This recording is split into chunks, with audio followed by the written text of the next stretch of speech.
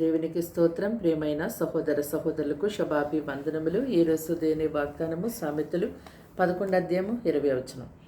మూర్ఖచిత్తులు యెహోవాకు హేయులు, యథార్థంగా ప్రవర్తించేవారు ఆయనకిష్టులు. చూడండి, ముందు మనము యథార్థత అంటే ఏంటో తెలుసుకోవాలి.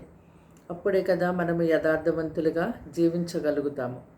అయితే మన అంతరంగిక జీవితానికి బహిరంగ జీవితానికి ఎంత మాత్రం కూడా వ్యత్యాసం లేకుండా జీవించడమే యథార్థత. కొందరు మరి పైకి ఎంతో మంచిగా యథార్థవంతులుగా జీవిస్తారు, పైకి యథార్థవంతులుగా ఉన్నట్టుగా కనిపిస్తారు. కానీ వారి యొక్క హృదయం అంతా అన్యాయంతో, మోసంతో, లోక వ్యసనాలతో, పాపముతో నింపబడి ఉంటుంది.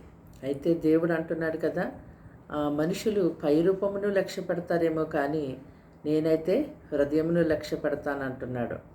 కనుక మన యొక్క హృదయములను, అంతరంద్రియములను పరిశీలించే నీతిగల దేవునికి ఎంతో భయపడి మనము మన హృదయములో యథార్థత కలిగి జీవించేవారిగా ఉండాలి. మరి యథార్థవంతులను తప్పకుండా దేవుడు ఎంతో గొప్పగా రక్షిస్తారు. యథార్థవంతుల యొక్క మార్గములను దేవుడు సరళము చేస్తారు.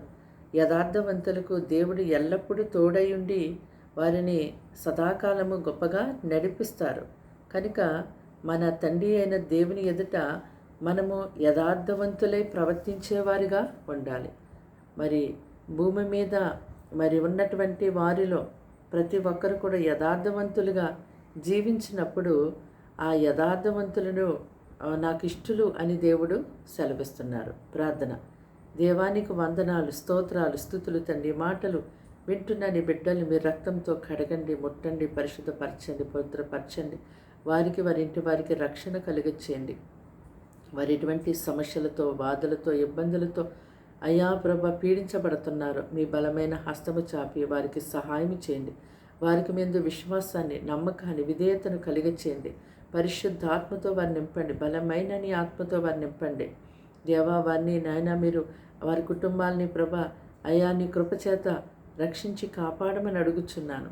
వారిలో యథార్థత అనేది అయ్యా ప్రభ గొప్పగా అయా తండ్రి ఉంచి నడిపించండి. యథార్థవంతులుగా జీవించడానికి వారు సిద్ధపడేలాగున సహాయం చేయమని ఈ దినమంతా వారికి, వారి కుటుంబానికి తోడుగా ఉండండి. కీడు శోధన పని తప్పించండి. వారి నీ వైపు తిరిగి మొరపెడుతున్న ప్రతి విషయమును జ్ఞాపకం చేసుకుని వారికి సహాయం చేయమని యేసుక్రీస్తు నామంలో ఈ ప్రార్థన సమర్పించి వేడుకుంటున్నాం తండ్రి. ఆమేన్.